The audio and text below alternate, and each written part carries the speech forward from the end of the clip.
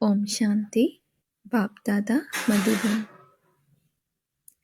मीठे बच्चे, देह अभिमान में आने से पाप होते हैं, इसलिए देही अभिमानी बनो। तुम्हारे मैनर्स बहुत अच्छे होने चाहिए, किसी को भी दुख नहीं देना है। तो हमें बाबा बता रहे हैं देही अभिमानी बनना है। एक यही तरीका है कि हम पापों से बच सकते हैं, वरना इस बॉडी में रहते हुए 5 विकारों के प्रभाव के कारण पाप होते हैं। प्रश्न है, 21 जन्मों की प्रारब्ध बनाने के लिए बाप कौन सी सहज युक्ति बताते हैं? उत्तर है, बच्चे, यह ईश्वरीय बैंक है। इसमें जितना जमा करेंगे उतना 21 जन्म प्रारब्ध पाएंगे। ईश्वरीय स्थापना के कार्य में सफल करने से ही जमा होगा, बाकी तो सबका देवाला निकलना ही है। यह है ही दुख धाम। अर्थ की होगी, आग लगेगी, सबको घाटा पड़ना है। इसलिए कहते हैं, किनकी दबी रहेगी धूल में, किनकी राजा खाए।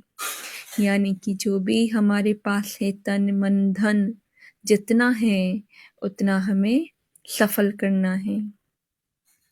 ठीक है, बाबा के यज्ञ में। ओम शांति। बच्चों को अभी रचता और रचना के आदि मध्य अंत का नॉलेज तो बुद्धि में है। यह भी समझते हैं कि हम भारतवासी पहले सतयुग में सतो प्रधान थे। ये याद बच्चों के लिए बहुत जरूरी है। हरदम याद की यात्रा में रहना है। इसमें तो बड़ी मेहनत चाहिए, परंतु रचता और रचना का ज्ञान तो बुद्धि में होना चाहिए ना। जब हम ज्ञान का सिमरण करते हैं या चिंतन करते हैं, तब ही हमें याद की यात्रा में सहज रहना आसान हो पाता है। हम सतयुग में देवी देवता थे, उसको स्वर्ग कहा जाता है। देवी देवताएं विश्व के मालिक थे। एक ही धर्म था, अक्षरों को भी पूरा समझना चाहिए। तुम बच्चे जानते हो, सतयुग आदि में ही हम सूर्यवंशी घराने में थे। रचता बाबा ने जो आदि मध्य अंत का ज्ञान सुनाया है, वह तो हर एक की बुद्धि में रहना चाहिए। यह कभी भूलना नहीं चाहिए।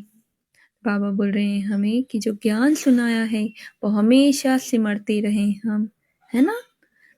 बाकी आगे बाबा बोलते हैं, यह भी तुम जानते हो, हम पुण्य जन्म लेते लेते फिर त्रेता में आए हैं, तो 2 कला कम हो गई।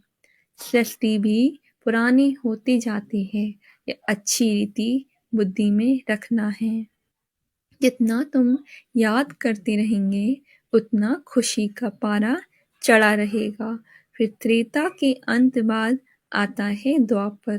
द्वापर शुरू होने से दूसरे धर्म स्थापन होते हैं और हम उतरते उतरते भक्ति मार्ग में आते हैं। ऐसे नहीं कहेंगे कि उस समय और धर्म भी भक्ति मार्ग में है। नहीं, ये कहानी सारी तुम भारतवासियों के लिए है। यानी कि बाबा कह रहे हैं कि जो सतियों की देवी देवताएं रहे हैं, वही फिर द्वापर में आके भक्ति करने लगते हैं, और धर्म की जो आत्माएं हैं वो नहीं करते हैं, है ना। आगे बाबा बोल रहे हैं, भले रावण राज्य है, परंतु उन्हों के लिए रावण राज्य नहीं कहेंगे। वह अपने समय पर सतो प्रधान सतो रजो तमो में आते हैं। यानी कि हर एक आत्मा, अगर कोई फर्स्ट जन्म अभी भी लेगी ना, तो उसको भी ये 4 स्टेज से गुजरना है, सतो प्रधान सतो रजो एंड तमो। जब धर्म स्थापन करते हैं, तो वो जो नई आत्माएं उतरती हैं, तो वो बहुत सुख लेती हैं पहले तो, फिर धीरे धीरे उतरती हैं। धर्मों की स्थापना होनी है, फिर बुद्धि को पाते जाते हैं, वृद्धि को पाते जाते हैं, फिर गिरते भी रहते हैं। चक्र तो फिरना ही है। इस समय तुम जानते हो, द्वापर के बाद भक्ति मार्ग शुरू हुआ है और भी धर्म स्थापन हुए हैं। अभी तो है कलयुग, तमो प्रधान दुनिया। सृष्टि पुरानी होने के कारण सब तमो प्रधान हो गए हैं। अब यह ज्ञान तुम बच्चे ही जानते हो। यह है सहज से सहज बात जो बच्चा भी याद कर ले, परंतु वह याद करेंगे तोते मुआफिक, यानी कि रटना नहीं है। तुम बच्चों को तो भाषा आती है, उस अनुसार तुम समझाएंगे। तुम जानते हो सारा झाड़ जड़ जड़ीभूत अवस्था को पाया हुआ है, यानी कि बिगाड़ चरम पर है और सबकी ही हालत खराब है। बाबा बोलते हैं ना, कांटों का जंगल, मतलब दुख ही दुख है संसार में। पहले पहले जो आदि सनातन देवी देवता धर्म था, उनका फाउंडेशन अब है नहीं। भले है भी तो वह अपने को हिंदू कहलाते हैं, इसलिए कहा जाता है देवी देवता धर्म है नहीं, प्राय लोप है। सब पतित बन गए हैं, इसलिए अपने को देवता कोई कहलाता नहीं। ठीक है, सब पतित बन गए तो अपने को देवता कह ना सके। न वह धर्म है न कर्म है। सतयुग में तो सबका कर्म अकर्म हो जाता है, क्योंकि क्या है, अभी का जो हम अभी पुरुषार्थ कर रहे हैं उसका रिवार्ड मिलता है, तो वहाँ अकर्मी होते हैं। यहाँ मनुष्य जो कर्म करते हैं वह विकर्म बन जाता है। तमो प्रधान होने के कारण अपने को देवता कोई कहला नहीं सकते। देखिए, जो पतित बॉडी है और 5 विकार वो का जो साम्राज्य संसार में है और प्रकृति पर है, और हमारे जो 5 तत्व से बना हुआ शरीर है उसमें भी है। तो जैसे ही बॉडी कॉन्शियसनेस आते हैं वैसे ही क्या होते हैं, हमसे विकर्म होते हैं। ड्रामा प्लेन अनुसार यह भी न्यूनद है, जब धर्म प्राय लोप हो तब तो बाबा आकर सत धर्म की स्थापना करें और अनेक धर्मों का विनाश कराएं। नई दुनिया में एक ही आदि सनातन देवी देवता धर्म था। अब शिव बाबा आकर फिर से ब्रह्मा द्वारा देवी देवता धर्म की स्थापना करते हैं। तुम हो मुख वंशावली ब्राह्मण। क्राइस्ट द्वारा जो क्रिश्चियन बने उन्हें भी मुख वंशावली कहेंगे। बच्चों तो नहीं थे ना, बच्चे तो नहीं थे ना, वैसे तुम भी ब्रह्मा द्वारा ब्राह्मण बने हो। असल में तुम हो शिव बाबा के बच्चे। इस समय तुम ब्रह्मा द्वारा ब्राह्मण बने हो। शिव बाबा खुद इन द्वारा देवी देवता धर्म की स्थापना करते हैं, क्योंकि उनको ही सारी पुरानी दुनिया का विनाश भी कराना है। वह विनाश का कार्य और कोई करते नहीं, वह तो आकर अपना अपना धर्म स्थापन करते हैं, फिर वह धर्म वृद्धि को पाता है ना। जो धर्म स्थापक होते हैं वो क्या करते हैं, धर्म की स्थापना करते हैं। अभी ही तमो प्रधान दुनिया कलयुग का अंत। अभी है तमो प्रधान दुनिया कलयुग का अंत। शास्त्रों में तो कल्प की आयु लाखों वर्ष लिख दिए। तुम जानते हो ये शास्त्र आदि सब भक्ति मार्ग की सामग्री है, जो वहां सतयुग में नहीं होगी।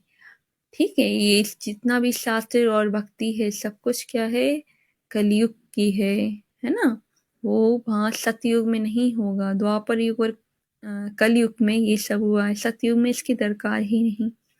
वहाँ ये अनेक धर्म नहीं होंगे। ये इस्लामी क्रिश्चियन आदि सब धर्म द्वापर में स्थापन होते हैं, फिर हर एक ने अपना अपना शास्त्र बेट बनाया है। अभी सारी सृष्टि है पतित, इसलिए पतित पावन बाप को सब बुलाते हैं कि आकर हमारा दुख हरो और सुख दो। वह भी कहते हैं हमारा गाइड बन हमको घर ले चलो। गाइड तो सबका होता है ना। तुम अभी कॉन्ट्रास्ट को समझ गए हो। वह पंडित तीर्थ यात्रा पर धक्के खिलाते हैं, तुम हो रूहानी पंडित। तो बाबा डिफ्रेंशिएट कर रहे हैं कि वो हैं धक्के खिलाने वाले और हम हैं राह दिखाने वाले, सच्ची राह दिखाने वाले। पांडव संप्रदाय शिव बाबा के बच्चे भी पंडे बाप रूहानी यात्रा सिखलाते हैं। हे आत्मा, तुम अपने बाप को याद करो और घर को याद करो। तो देखो बाबा जैसे ही बोलते हैं ना, अपने बाप को याद करो, घर को याद करो, तो स्मृति में आ जाए परम धाम, बुद्धि वहां पहुंच जानी चाहिए। ऐसे ही मुरली पढ़नी है हमें। बाबा को याद करने से घर पहुंच जाएंगे, याद नहीं करेंगे तो पाप कटेंगे नहीं। भले ले तो सबको जाएंगे, परंतु सजा खाकर हिसाब किताब चुकतू करेंगे। अथवा योग बल से चुकतू तो जरूर करना है। तो बाबा कह रहे हैं या तो योग से करो या फिर बाद में क्या है, भोगना होगी। लेकिन वहां जाएगा कौन? जो पवित्र होगा। तुम जानते हो अभी हम जमा कर रहे हैं, जितना पवित्र बन जास्ती कमाई करेंगे उतना जमा होता है। पुरुषार्थ नहीं करेंगे तो कुछ भी जमा नहीं होगा, घाटा पड़ जाएगा। तुम जानते हो आधा कल्प हम घाटा पाते ही आए हैं, अभी बिल्कुल देवाला हो गया है। हर बात में देवाला, दिवालिया बोलती है ना, जो जिसके पास कुछ भी नहीं होता है, देवाला निकल जाता है, कुछ भी नहीं है, खत्म है सब। वही हर बात में देवाला मतलब लेक। अभी बच्चों को 21 जन्मों के लिए जमा करना है, उसके लिए मुख्य है याद की यात्रा। यह तो सदैव स्मृति में रखो, जब भी फुर्सत मिले तो इस स्मृति में रहो। तो बाबा हमें कह रहे हैं बच्चे ज्यादा से ज्यादा मुझे याद करो, यही स्मृति में रहे। बाबा ज्ञान का सागर है, तो तुमको भी रचना के आदि मध्य अंत का नॉलेज है। आप समान बनाते हैं, जैसे बैरिस्टर इंजीनियर आदि पढ़ाकर बाप समान बनाते हैं ना, आप समान बनाते हैं ना। यानी कि जो बैरिस्टर इंजीनियर्स जो पढ़ाते हैं हमें, तो वो अपने ही जैसा बना देते हैं। स्पेसिफिक जो भी स्टडी होती है उसके संबंध में। ऐसे ही प्यारे बाबा हमें आकर बाप समान बनाते हैं। ऐसे बाप भी बच्चों को आप समान दे ही अभिमानी बनाते हैं, बाप दे अभिमान नहीं रखते। यह तो पढ़ाई है ना, जो ज्ञान बाप में है वह तुमको देते हैं। बाप पवित्रता का सागर है, तो तुमको भी आप समान पवित्र बनाते हैं। जो नहीं बनेंगे वह सजाए खाएंगे, फिर पद भी कम हो जाएगा। तो कहाँ ध्यान देना है? कुछ भी हो जाए हमें पवित्र बनना ही है। और उसका क्या आधार है, क्या एक सोर्स है? वो है बाबा की याद। इस समय ऐसे नहीं कहेंगे कि धन से तुमको साहूकार बनना है। नहीं, बाबा ने समझाया है गरीब की एक पाई साहूकार का 1 रुपया समान। ठीक है, तो यानी कि पाई बहुत कम होती है ना, रुपया बड़ा होता है। तो यही बाबा कह रहे हैं दोनों को वर्षा इतना ही मिलना है। बाप है ही गरीब निवाज, इसलिए गायन भी है अजामिल जैसे पापी अहिल्या साहूकार का नाम नहीं गाया जाता। देखिए ये जो गरीब निवाज है इसीलिए कहा जाता है कि बाबा जो आते हैं ना, सब जो गरीब से गरीब बन पड़े हैं, ना कि सिर्फ पैसों से बल्कि अंदर से भी, जिनकी अवस्था बहुत ही ज्यादा गिरी, बहुत ही ज्यादा जिन्होंने दुख झेला है ना, जो बिल्कुल ही नीचे उतर गए हैं। तो वो जो पापी अजामिल अहिल्या, उनको क्या है बाबा, उनकी पालना करते हैं, उनको फिर से क्या है, बेगर से प्रिंस बनाते हैं। कभी साहूकार का नाम नहीं गाया जाता है, यह भी समझने की बात है। तुम कहेंगे हम पहले पहले सबसे साहूकार थे, फिर यहाँ ज्ञान भी नंबरवार उठाएंगे, तो वहां पदवी नंबरवार पाएंगे। माँ बाप को पूरा फॉलो करना है, जैसे बाबा पुरुषार्थ कर उच्च पद पाते हैं, मम्मा बाबा भी सर्विस करते हैं ना। तुम्हारी यह है रूहानी सेवा, घर घर में संदेश पहुंचाना है। जो कोई ऐसा ना कहे कि हमको तो बाप के आने का संदेश ही नहीं मिला, तो याद कैसे करें? अंडरलाइन, ये जरूर हमें सेवा करनी है, चाहे मुख से ना करे तो संकल्पों से ये सेवा करें। लेकिन बाप का संदेश सभी को देना है। संकल्पों से भी तो सेवा की जा सकती है ना। इसलिए ऐसे कुछ कहानियां भी शास्त्रों में हैं कि भगवान को भी उलहना दिया, इसलिए सबको मालूम पड़ना चाहिए। टाइम थोड़ा है, दिन प्रतिदिन प्रदर्शनी मेले आदि की तुम धूम मचती जाती है। और विलायत के अखबारों में पढ़ता है, शुरू में जब भट्टी बनी थी तो विलायत तक अखबार में नाम गया। और फिर यह भी पड़ेगा कि खुद गॉड फादर आकर सबको लिबरेट कर रहे हैं। तो देखिए आगे ये भी समय आएगा कि ये अखबारों में आएगा। कहते हैं और सब तरफ से बुद्धि योग तोड़ो, मुझ एक बाप को याद करो तो तुम पावन बन मुक्ति धाम में चले जाएंगे। कोई तो अच्छी रीति समझकर याद करने लग पड़ेंगे। धर्म के बड़े जो होंगे वह फिर नंबरवार आते हैं। ठीक है, सभी धर्मों का झाड़ निराकारी दुनिया से यहाँ आकर वृद्धि को पाता है, फिर पतित दुनिया से चले जाएंगे निराकारी पावन दुनिया में। यही सृष्टि चक्र है कि आत्मा आएगी, जन्म लेगी और फिर से चली जाएगी, फिर आएगी, फिर चली जाएगी। तो सारी 4 स्टेजेस से गुजरते हुए फिर हर एक अपने अपने समय पर धर्म स्थापन करने आएंगे। यह बुद्धि में रहना चाहिए। सतयुग में एक ही धर्म था, फिर वृद्धि होते होते अनेक धर्म अनेक मत हो जाते हैं। तुम जानते हो यह भारत अविनाशी खंड है, इसमें प्रलय कब होगा नहीं, इन बातों को सिमरण करते हो। तो भारत भूमि बहुत महान भूमि है, अविनाशी खंड है, इसका कभी विनाश नहीं होता। ये तुम्हारी ईश्वरीय मिशन है। सेंटर्स खुलते जाते हैं, अविनाश भी सामने खड़ा है। इन आंखों से जो कुछ देखते हो वह सतयुग में कुछ भी नहीं रहेगा, जंगल हो जाएगा। आबू थोड़ी युग में होगा, दरकार ही नहीं। तो ये जो भी है ये सतयुग में नहीं होगा। ये मंदिर आदि सब बाद में भक्ति मार्ग में बनेंगे। कितनी ऊंची पहाड़ी पर मंदिर बनाते हैं, फिर ठंडी में बंद कर नीचे उतर आते हैं। तुम तो पहाड़ी पर बैठे हो, अंत में सब पहाड़ी पर ही साक्षात्कार होंगे। ठीक है, बाबा बतलाते हैं मुझे भी सब जब साक्षात्कार हुआ था तो मैं पहाड़ी पर था, अभी भी पहाड़ी पर आकर अनायास ही बैठे हैं।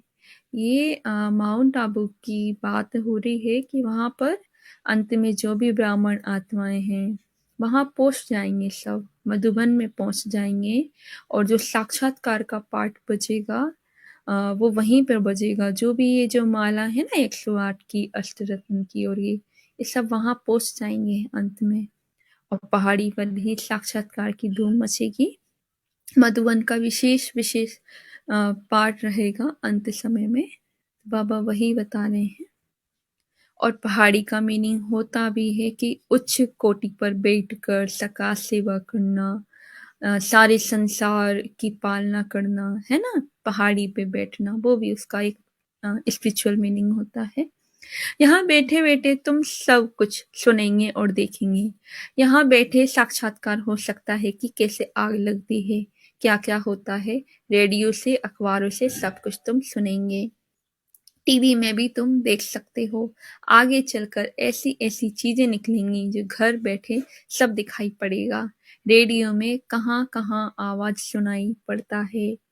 ये सब है माया का पौम, तब मनुष्य समझाते हैं। तो ये जब मुरली लिखी गई थी उसके अकॉर्डिंग तो आज हमें सब मालूम पड़ जाता है कि कुछ भी दुनिया में हो रहा है तो सब टीवी पर सारी न्यूज हमारे सामने होती है ना। इसी समय की बाबा बात बता रहे हैं। यह तो स्वर्ग है, स्वर्ग तो तब हो सकता है जब विनाश हो। वहाँ मीठे पानी पर महल होंगे कहाँ, पहाड़ियां पर जाने की दरकार नहीं। वहाँ सदैव बहारी मौसम रहती है। आज गर्मी है, ठंडी है, सब में दुख है। स्वर्ग में दुख का नाम नहीं होगा। तुम ऐसी जगह चलते हो, यह बुद्धि में है कि हमको यह शरीर छोड़ जाना है बाबा के पास। अब हम बाबा द्वारा राजयोग सीख रहे हैं, 5000 वर्ष पहले भी सीखा था। कहते हैं, बाबा आप तो वही हो। बाबा जानते हैं जिन्होंने कल्प पहले राज्य भाग्य पाया होगा वह अब भी लेंगे। यह चक्र बुद्धि में होना चाहिए। बरोबर 5000 वर्ष पहले भारत में देवी देवताओं का राज्य था। फिर आधा समय के बाद माया की प्रविष्टा हुई, फिर और धर्म आए, फिर भक्ति मार्ग शुरू हुआ अर्थात रावण राज्य शुरू हुआ। यह चित्रों पर साफ समझा सकते हो। यह भारत की ही कहानी है कि सतो प्रधान से तमो प्रधान कैसे बनते हैं। फिर जब विनाश का समय होगा तो सब विनाश काले विपरीत बुद्धि हो जाते हैं। मेले प्रदर्शनी में बड़ी युक्ति से चित्र रखने चाहिए। तुम्हारा यह ज्ञान है गुप्त, यहाँ हथियार आदि की कोई बात नहीं, तुम बहुत साधारण हो। तो देखिए बाबा विपरीत बुद्धि की बात कर रहे हैं और वही तो हो रहा है कि संसार में मतलब सत्य आंखों के सामने भी है। एक स्पिरिचुअल रिवॉल्यूशन दुनिया में फैल गया है ना। और विनाश की भी हरकतें हैं, कोरोना जैसी बीमारी भी है, लेकिन उन्हें कुछ समझ ही नहीं पड़ रहा है और ही वो विनाश में सहयोग दे रहे हैं। तो ये इसीलिए कहा बाबा ने कि विनाशे काल विपरीत बुद्धि। तुम बहुत साधारण हो, तुम चलते फिरते घूमते बाप की याद में रहते हो। कोई तुम्हारे से पूछे तुम वेदों शास्त्रों को मानते हो, बोलो हाँ जी। हम उन्हों को अच्छी रीति जानते हैं कि इनसे भगवान की प्राप्ति नहीं हो सकती है। ये सब भक्ति मार्ग की सामग्री है। सतयुग में सब पावन आत्माएं थी, गीत भी है ना, जाग सजनिया जाग। नई दुनिया में सब कुछ नया होगा। बाबा आकर नई दुनिया के लिए कई कहानियां सुनाते हैं। सीन सिनरियां सब नई होंगी। प्रदर्शनी में आते बहुत हैं, ओपिनियन भी लिखते हैं। बहुत अच्छा है, ये सबको समझाना चाहिए, परंतु खुद कुछ भी समझते नहीं हैं। तो बाबा ऐसा कह रहे हैं कि अभी परसों भी मुरली में कहा था कि ऐसा नहीं है कि सबकी सेवा करते करते अपनी सेवा ही नहीं कर रहे हो। तो आपको अपनी सेवा भी करनी है, अपने आप पर भी ध्यान देना है। कोटों में कोई मुश्किल ही निकलते हैं, परंतु सर्विस तो होनी है, ढेर प्रजा बनेगी। तुम बच्चे इस ज्ञान का सिमरण करते रहो तो बहुत खुशी रहेगी। ये दुनिया ही दुख की है। घाटा पड़ा, देवाला निकला, अर्थक्वेक हुई, सबके पैसे खत्म हो जाएंगे। तब कहते हैं कि किनकी दबी रही धूल में और किनकी राजा खाए। सफल किसकी होगी? जो ईश्वरीय स्थापना के कार्य में लगा रहे हैं। यह है ईश्वरीय बैंक, जो इसमें जितना डाले उतना जमा होता है। जितना जिसने कल पहले डाला होगा वह इतना ही शिव बाबा की गोलक में डालेंगे। इसका रिटर्न फिर नई दुनिया में 21 जन्मों के लिए मिलेगा। भक्ति मार्ग में शिव बाबा की गोलक में डालते हैं तो अल्पकाल क्षणभंगुर सुख मिलता है। यहाँ तो डायरेक्ट शिव बाबा स्वर्ग की स्थापना कर रहे हैं तो 21 जन्मों के लिए मिलेगा। भक्ति मार्ग में अल्पकाल का सुख नर्क में मिलता है। फिर मैनर्स भी अच्छे चाहिए, किसको भी दुख नहीं देना चाहिए, नहीं तो नाम बदनाम कर देंगे।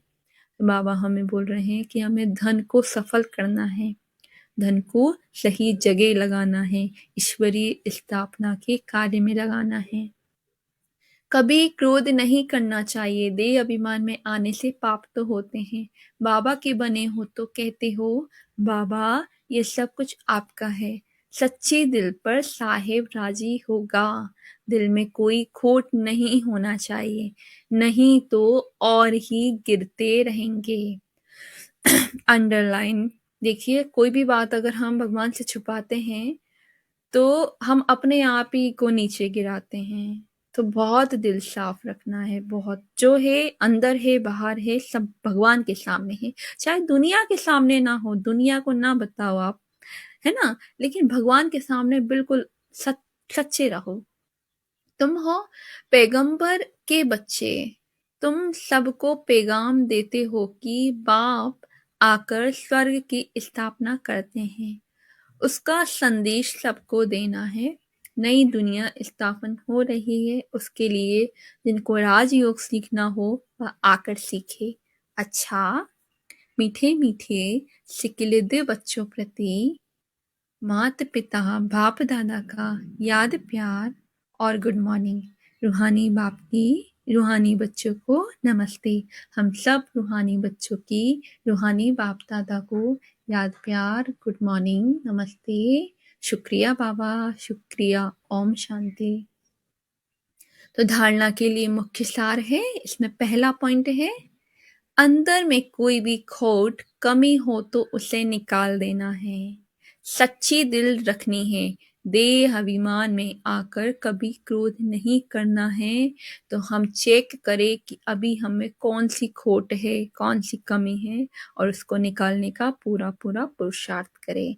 और पुरुषार्थ का आधार क्या है? सच्चे दिल से पहले बाबा को कहें तो बाबा की दुआ, ब्लेसिंग, शक्ति हमें मिलती है उस चीज पर काम करने के लिए, है ना। दूसरा पॉइंट है, जब भी फुर्सत मिले तो याद की यात्रा में रह कमाई जमा करनी है। जब भी फुर्सत मिले तो याद की यात्रा में रह कमाई जमा करनी है। दो बातें बाबा कहते हैं कि एक होता है कर्म योग, कि आपको हर कार्य करते हुए बाबा को याद करते रहना है। लेकिन यहाँ जो मीनिंग है वो है कि ऐसा समय निकालना है कि आप बैठो योग के लिए, है ना। फुर्सत से बैठो और पावरफुल योग लगाओ, अच्छे से योग लगाओ, सिटिंग वाला योग, है ना। तो ऐसे हमें याद का जितना समय मिले याद के लिए बैठना है। वरदान, संपूर्ण समर्पण की विधि द्वारा अपने पन का अधिकार समाप्त करने वाले समान साथी भव। संपूर्ण समर्पण की विधि द्वारा अपने पन का अधिकार समाप्त करने वाले समान साथी भव। जो वायदा है कि साथ रहेंगे, साथ चलेंगे और साथ में राज्य करेंगे, इस वायदे को तभी निभा सकेंगे जब साथी के समान बनेंगे। बिल्कुल, जिससे दोस्ती की जाती है तो हम उसको देखते हैं ना कि वो हमारे जैसा है गुणों में, या फिर इसकी सोच हमारी जैसी है ना। ये सारी चीजें देखते हैं ना। बल्कि उम्र की बात नहीं करेंगे, क्योंकि उम्र में भी हो जाती है, बहुत बड़ी उम्र की से भी दोस्ती हो जाती है, लेकिन हम गुण देखते हैं कि वो हमारे जैसा है। तो ऐसा ही बाबा हमसे कह रहे हैं कि अगर जो वायदा है कि साथ रहेंगे, साथ चलेंगे और साथ में राज्य करेंगे, इस वायदे को तभी निभा सकेंगे जब साथी के समान बनेंगे। समानता आएगी समर्पणता से। समानता आएगी समर्पणता से। जब सब कुछ समर्पण कर दिया तो अपना व अन्य का अधिकार समाप्त हो जाता है। दो तरीके के अधिकार समाप्त होते हैं। पहला तो कि हमें अपनी जो कमी, कमजोरी, जो भी पुराने संस्कार है उनका भान रहता है कि ये मेरे हैं, तो ये अधिकार समाप्त हो जाता है। दूसरा कि जो भी हमारे पास अच्छी चीजें हैं, विशेषताएं हैं, है ना, ज्ञान का चिंतन मनन और ज्ञान को समझने की योग्यता, और भी बहुत सारी चीजें जो, तो उनकी भी एक वो भी भान खत्म हो जाता है कि ये भी प्रभु देन है। तो जब सच्चे दिल का ऐसा समर्पण होता है, वही कौन बनता है? बाप के समान बनता है। तो क्या है? बाकी सब अन्य अधिकार समाप्त हो जाता है। जब तक किसी का भी अधिकार है तो सर्व समर्पण में कमी है, इसलिए समान नहीं बन सकते। ठीक है, अधिकार अगर किसी चीज में हम अपना रखेंगे तो फिर क्या है? समर्पण की कमी है, तो समान नहीं बन सकते। तो साथ रहने, साथ उड़ने के लिए जल्दी जल्दी समान बनो। साथ रहने, साथ उड़ने के लिए जल्दी जल्दी समान बनो, और समान बनने का आधार है संपूर्ण समर्पण। आज का स्लोगन है, अपने समय, श्वास और संकल्प को सफल करना ही सफलता का आधार है। कल के स्लोगन में बाबा ने बोला था कि जो सफलता मूर्त हैं वो सहज ही प्रसन्न रहते हैं, मतलब प्रसन्न रहेंगे। उसी तरीके का कि जन्म सिद्ध अधिकार की कॉन्शियसनेस में जो रहते हैं वो प्रसन्न रहेंगे। और आज का जो स्लोगन है, अपने समय, श्वास और संकल्प को सफल करना ही सफलता का आधार है। हाँ जी, आज बाबा निसार में कहा था, मीठे बच्चे दे अभिमान में आने से पाप होते हैं, इसलिए देही अभिमानी बनो। तुम्हारे मैनर्स बहुत अच्छे होने चाहिए, किसी को भी दुख नहीं देना है। प्रश्न, 21 जन्मों की प्रारब्ध बनाने के लिए बाप कौन सी सहज युक्ति बताते हैं? उत्तर, बच्चे या ईश्वरीय बैंक है, इसमें जितना जमा करेंगे उतना 21 जन्म प्रारब्ध पाएंगे। ईश्वरीय स्थापना के कार्य में सफल करने से ही जमा होगा, बाकी तो सबका देवाला निकलना ही है। यह है ही दुखधाम, आर्थुकेक होगी, आग लगेगी, सबको घाटा पड़ना है। इसलिए कहते हैं, किनकी दबी रहेगी धूल में, किनकी राजा खाए। ओम शांति। तो आज के हमने महावाक्य सुने। जिन्हें भी कोई भी पॉइंट अच्छा लगा हो तो शेयर कर सकता है।